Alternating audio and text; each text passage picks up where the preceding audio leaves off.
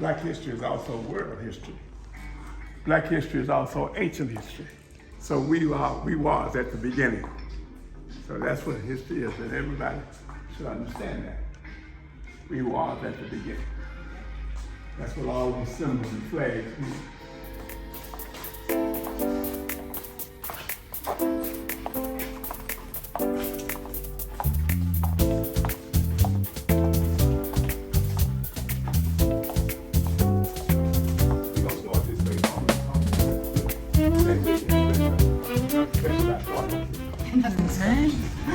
This is a wall of the entertainment wall. And you go and look at all of this, you see some of the places, and a lot of them from Chattanooga. And this right here was a personal friend of mine. This is Miss Patton. She lived on the ridge. She was a harpist. And we're gonna put her bow on all these pictures we got of them, and we're gonna put them on there so you know what it's all about.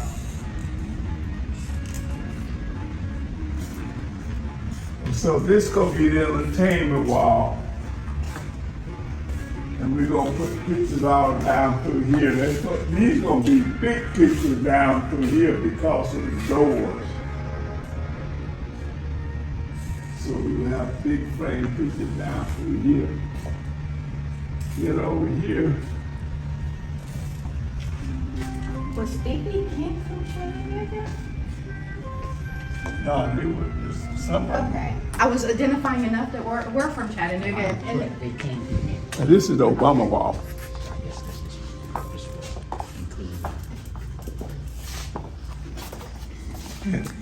And some people love Obama so much they took some of the stuff off the wall. We're gonna replace it. And over here is the Dr. King's wall. And what's significant about Harry Belafonte, look like Harry Belafonte should be on that with the entertainment thing. But the most significant thing he did, he supported Dr. King. He was a fundraiser for Dr. King, he marched with Dr. King, he was at Dr. King's side a lot. Then Mahalia Jackson over here, she sung in a lot of his programs and helped raise money for him. I saw a biography on gospel in Chicago, and they talked a lot about her. Yeah, and Some of her performances with him. And when King was speaking at the March on Washington, that was her hollering, "Tell them about your dream, King. Tell them about your dream." Now, I had a dream speech was not in King's original speech. So Mahalia Jackson told us, "Tell you about the dream," and he told him about the dream he had.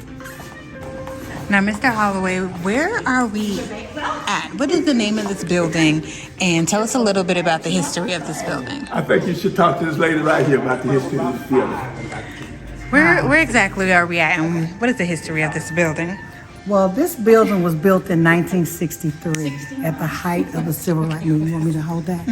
Okay, this is formerly known as the Pineywood Elementary School that was closed in 1985, but it was opened in 1963 at the height of the Civil Rights Movements for Black children. Things were still segregated, and this was a very segregated school. And it closed in 85, and now the Alton Park Development Corporation was blessed to be able to bid on this facility, and now we have ownership. The facility is a magnificent facility with 48,000 square feet of space and 8 acres of land, which we are planning to develop with housing. Okay. Yes. Tell us a little bit about what this building holds, the different rooms, the different exhibits that are here and are to come. Tell me a little bit more about that. Okay, well, I guess we're here today because we're celebrating one of the major things that we love to talk about, and that's Black history. Mr. Holloway is our curator for the African American Educational Heritage Museum. The educational component is a magnificent component, and our instructor, professor there is Dr. Harold Bryson, Mr. Harold Bryson, and we're going to see that room in just a moment. We're also fascinated about that. We have an event hall here that we feature anybody that wants to rent it out. We do birthday parties. We have all types of concerts here, anniversaries, pastor anniversaries, church conventions. We just do a little bit of everything here.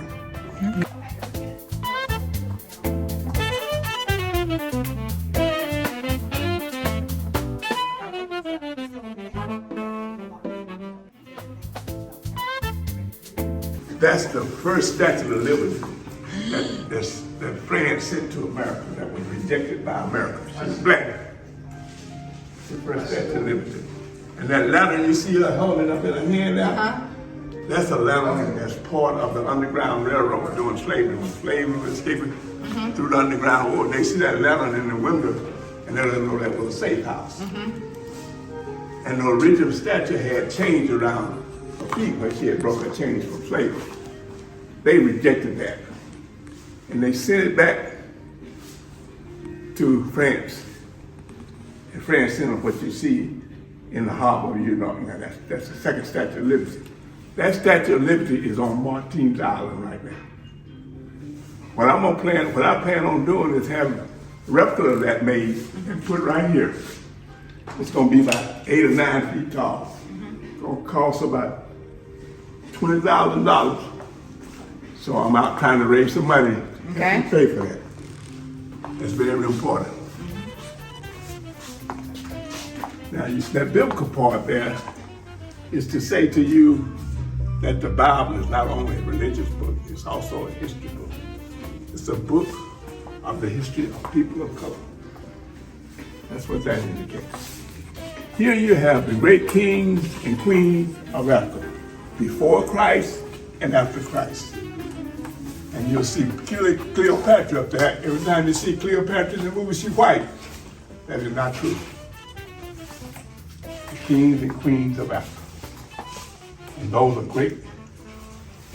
great dynasties that Africans ruled over. Before the Europeans changed it to Africa. You know what Africa was called before it was called Africa? What? Akabala. Meaning the Garden of Eden, the first, the most. That was the definition for Akabala. Some more kings and queens of Africa all down through here. It was a lot of them. See? And this part over here represents a period of African life before slavery. That's the way Africans lived over on this side over here before slavery.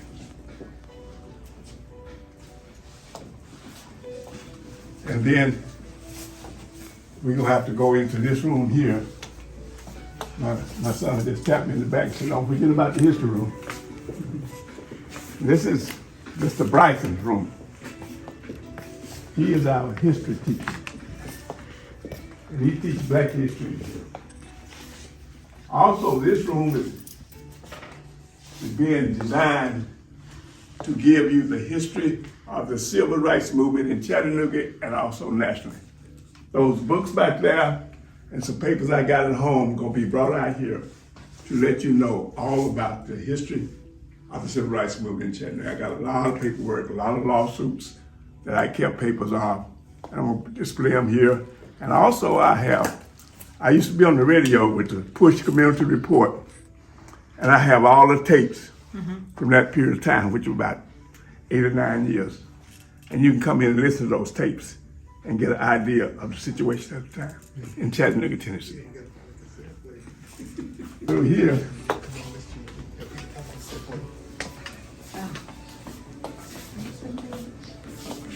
now that's the period of before slavery, and when Africa was at its grandest. And this is during slavery and the struggle we had during that whole period of time until after slavery. All these pictures depict our struggle during slavery time. That's this section of wall. And then it comes back down this side of the wall. So we got to go all the way back down that side of the wall with some more pictures. And we'll do that one day if I live long enough. Yeah, you know you're gonna be here. Got your son right here. Because if he gone too long, he looking for him. Where you at? And You're home. if you notice in the museum, you see a lot of t-shirts. When I was in college, that was a saying that I've been there, done that, and I got a t-shirt to prove it. And so you see a lot of t-shirts throughout the museum. And it's a collection of t-shirts I had. And that's what that's all about. Yeah. Now you're leaving me now. You're losing me. Over here is another very close personal thing to me. This is all about the black colleges.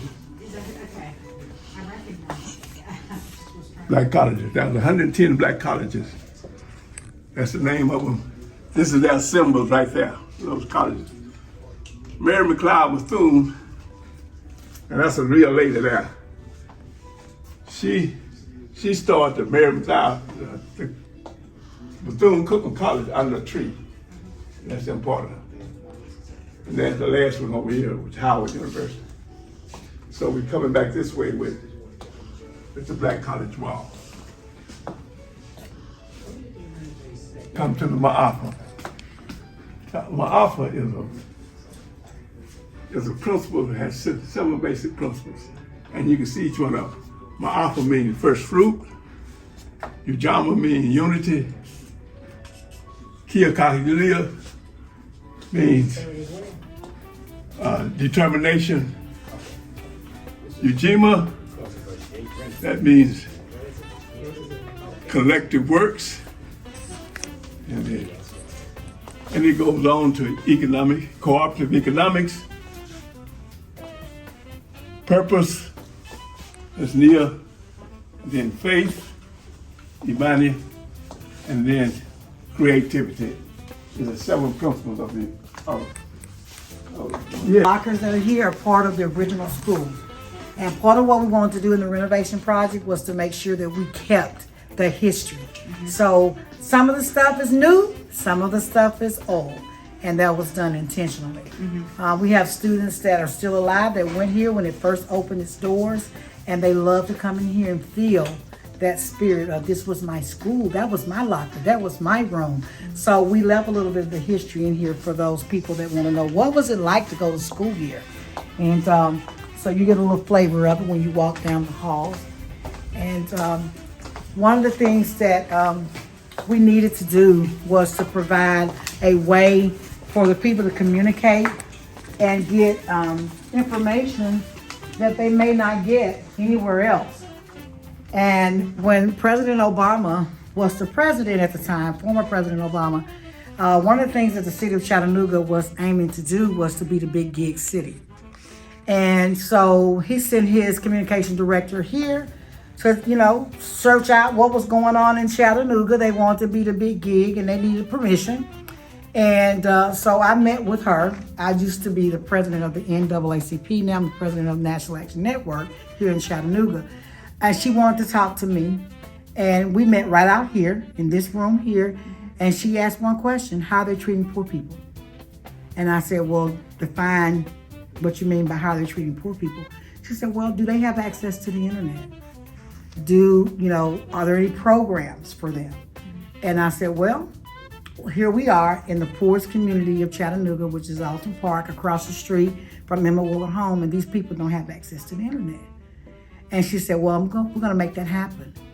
And so Mr. Davenport, I think it's Davenport, DuPont, whatever, he was the president of EPB at the time. And I called him up and I said, hey, President Obama's representative is here and she wants to know what projects you have going on to help poor people. And he said, well, we got project at Orchard Knob Elementary School, and that's about it. I said, well, you got another project, and that's gonna be out here in Alton Park because they want poor people to have access to the internet. And so with that being said, EPB sponsored Alton Park Development Corporation to make sure that poor people and people that could not afford the internet would have access to it. So all these computers that are in here were donated by EPB. You can see their sign over there that says sponsored by EPB. They provide free internet for this whole community. So if you come into this center, you can get on their Wi-Fi, or you can get on the computers. If you need to get a job resume typed up or whatever, there's the printer in the corner. You can type up your resumes, you can go job searching. Kids can come over here and do their homework. All kinds of things to make it possible for poor people to have access to the internet. That's what this room is for. It is our computer center room, and that's what we do. How often is the center open? 10 to 2 every day, and then in the evening time, we open as well, about 2 or 3 hours. Because the kids, they get out of school about 3 or 4 o'clock, and they need to be home before the evening time. So in the winter time, we're closed about 5:30 or 6 o'clock. But in the summertime, we're open to about 8 o'clock.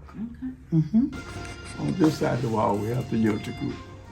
The Unity Group was born out of a need to try to get a black person elected to office. And Commissioner Franklin was that person. We were successful with that. And so somebody said we ought to try to stay together. The newspaper gave us the name of the bug, the Black Unity Group. I told them I'm not a bug, so I said we just the Unity Group. And so that's how you got the Unity Group going. And these are the ministers and their churches that participated primarily with the Unity Group. And all of these preachers, all of those are preachers over there. That's all this is, preachers. And what's wrong with the problem we got now? We do not have the moral authority coming from the church attacking the problem. Right now, that's the only thing wrong. Only way you see the moral authority was in Chicago. Now over here is Operation Push. Operation Push is headed by Reverend Jesse Jackson. And Push has many incidents to it. You have Push, who is the parent organization. Then you have Operation Push, is the legal and the political arm of Operation Push is the education, not the education, but the political and economic arm of Push. Push XL is the education arm of Push. And all those entities come up under Push. Okay. And those are some of the projects that we've involved in. Then we have, down here, we have Juneteenth wall, and we got a t-shirt to prove it.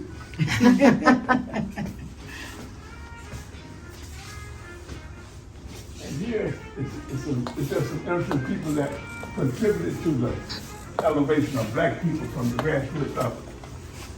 That young lady right there is my sister. What she contributed was she taught over the James A. Henry School. So one day she decided to have a black Santa Claus in her class. Now this is in the early 50s. That's on the west side. On the west side. Her name is Etheria.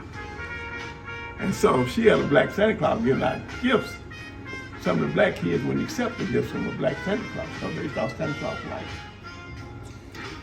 And some of them cried. So she came home and talked to my brother, who was an artist. She said, I want you to paint me a great big old black Santa Claus, and I'm gonna put it on my door. And she put it on her door, and all the teachers came around and looked at it, all the students started looking at it, and she introduced the black Santa Claus to black kids in the public school system. That's her crazy thing. These are just gentlemen that made. And here is the Juneteenth thing, and also I call this my religious wall. What this is a painting from CTV. And CTV was a lieutenant from Dr. King in the SCLC. He was selling those paintings, and I bought that and framed it and gave it to my church. And it's the growth of Christianity. And if you see that from a child to an older person, and it's explained in Acts 8:26 through 40. That's what that is. That's explaining the picture. Once again, you have the baptism. I haven't developed this yet, but this is my undoing racism wall. And the first thing that we discovered when we were in college, we had black students was debating two things in college. Was wealth still racist? And we said yes. And then we also said, what color was Christ? And we had a big debate among college students. And so I was introduced to the Undoing Racism workshop from the People's Institute for Survival and Beyond. And this is the whole workshop that we went through. This is the results of the workshop that we went through. You can go through that if you want to and just look at it. It's something else again. And you're going to hear more about that. We have And then that's what the People's Institute, that other book, so that's what the People's Institute was about. They got wiped out in Katrina because they was in New Orleans. And Katrina wiped them out. They don't exist anymore.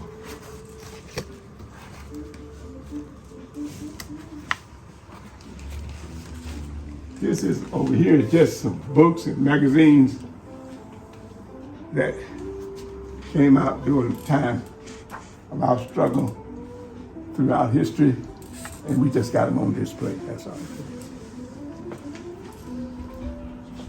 We call this our Ku Klux Klan wall.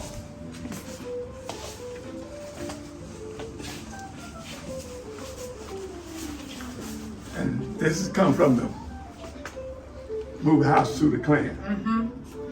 George Key, when the people got shot on 9th Street back in the 60s, George Key was the president of the NAACP, I was the vice president. And he said, I know some people in New York who might take this case. And he called them, and this is the results of this phone call. All of this is the results of this phone call. So, and here are things that I have collected depicting what we must strive for.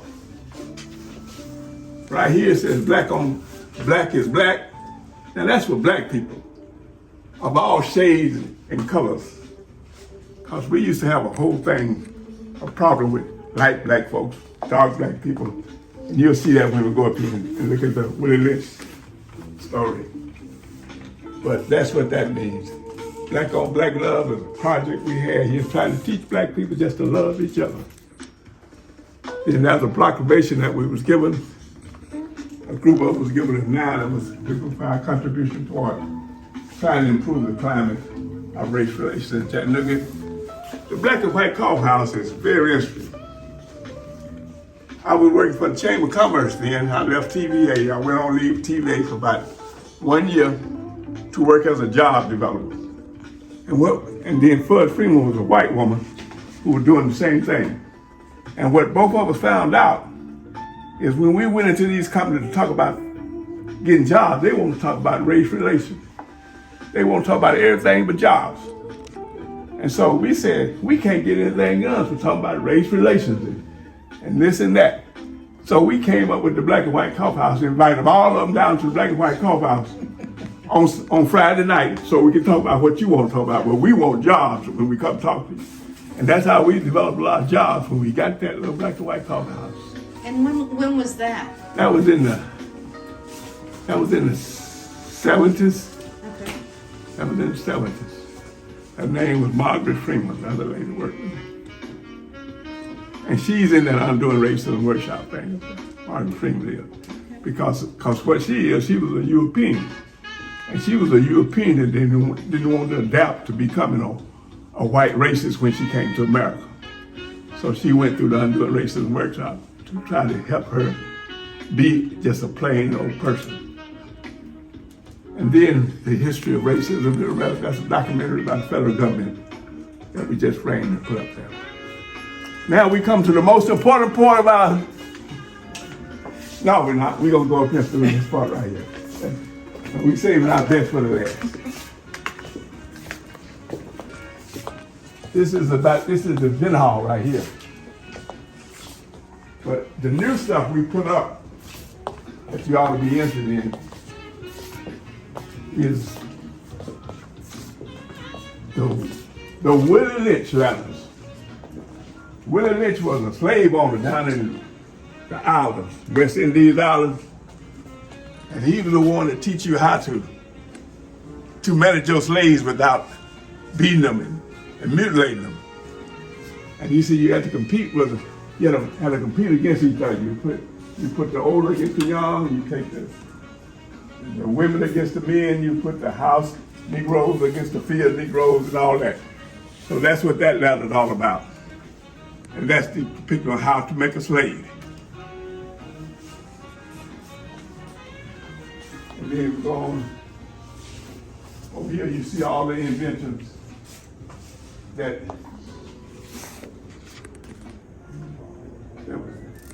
you see here. And that was from the Curriers. part of this museum. Mary Walker Foundation. Mary Walker Foundation. John Edwards. John Edwards was part of this. That's all he's doing. What you see right here, all these inventions you saw. Now, the reason black people invented so much, they did all the work. So they had to learn how to make it easy. So they invented a lot of stuff. But they didn't get a lot of credit for everything they invented because the slave owners would take credit for their inventions. And it still go on today because if you work for a large corporation, they take credit for your invention if you work for them. Now over here, we tried to have a unique little thing. We talk about all the different names we've been going through since we've been here. We came here as slaves. They called us coloreds. Then they called us Negroes.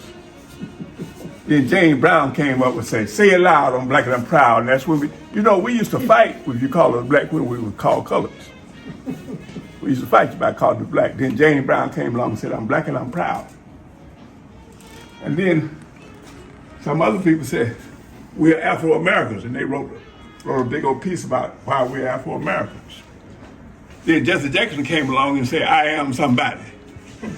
So there he's up there with his little saying that I am somebody. And all that came out of the Ma'afa. And the Ma'afa was a theme that says the way you understand how you got where you are, you must understand your beginning and go all the way back through. That's what the Ma'afa means. The way out, back through. Now up here, we just had significant individuals to struggle from Harriet Tubman to Mary McLeod Martin Luther King, Frederick Douglass, all those people. That's what this is right here. And it continued on down through here. So journey through. And then we just put stuff on the wall. We just put this stuff on the wall for you to look at. And another thing I collected besides t-shirts was buttons. Now I collect a lot of buttons from my conferences and workshops and everywhere I travel all over the United States. That's what you see there. And I still got a lot more of those. We're gonna make another one of those someday. And then the two great minds of our time, Dr. Martin Luther King and Malcolm X.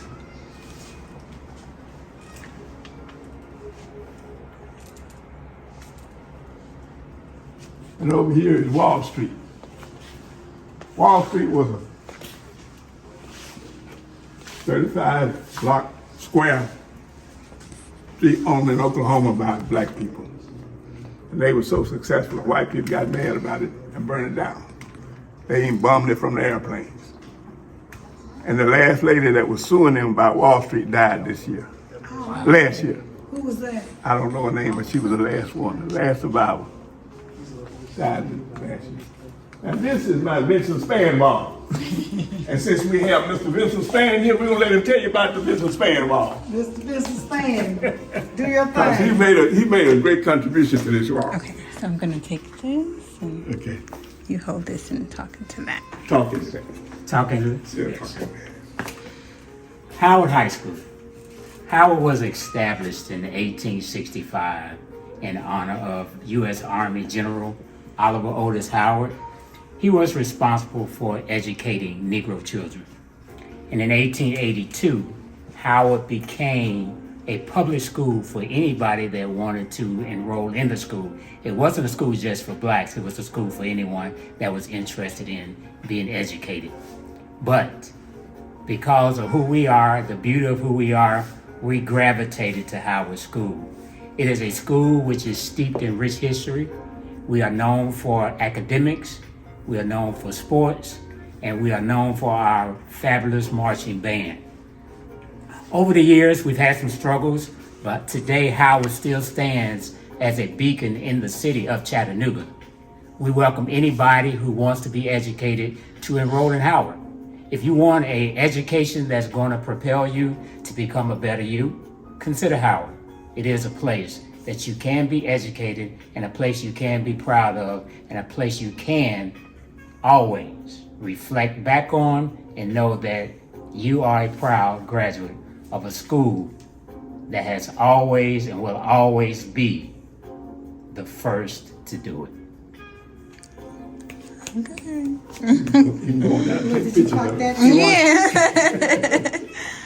As you see, these are the principles of Howard. They date back from 1878 all the way up to our present principal, Leandra Ware.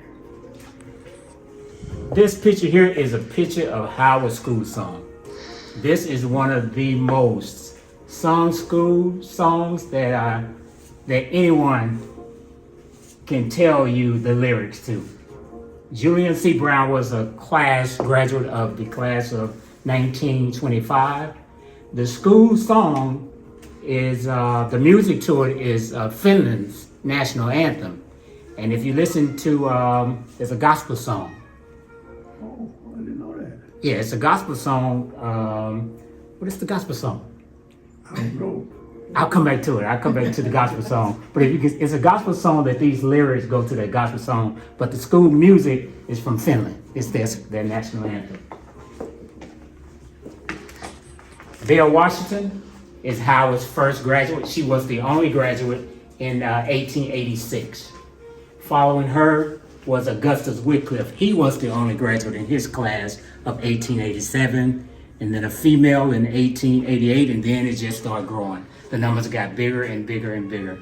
At one time, Howard was graduating 400 seniors. The school was so big that they had to create another school, which became Riverside High School. So the school split, but Howard still stands. This is Mr. Holloway's class. They were one of the first to do it. Your class is the first at Howard, where it sits now? Yeah, first hour on Market Street. On Market Street. First graduate. First graduating class on Market Street. Riverside. What they call School of Arts and Sciences. Okay, yeah, okay. That's when I was before high school.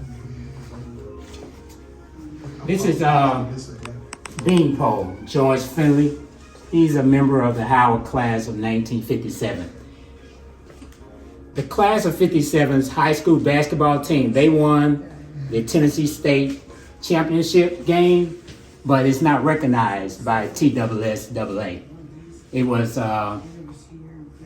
they played Austin East and won the championship, but we're not recognized as championships for that basketball game. Reggie White is a proud member and graduate of the Howard class of 1980. He's actually my graduating class member. We attended elementary, junior high, high school together. Reggie had an illustrious career. If you can see, it highlights all his career achievements, his career stats as an NFL player. He's now in the Hall of Fame. I do. Well, and I went and picked it up at the school, and yeah. We have a picture of our mascot. We are the Howard Hustling Tigers, proud Hustling Tigers of Howard High School. I remember a lot of things, but for whatever reason, that sticks in me. And the fabulous Marching 100 Band. Reggie White. Howard Band is well known for their performances throughout the world.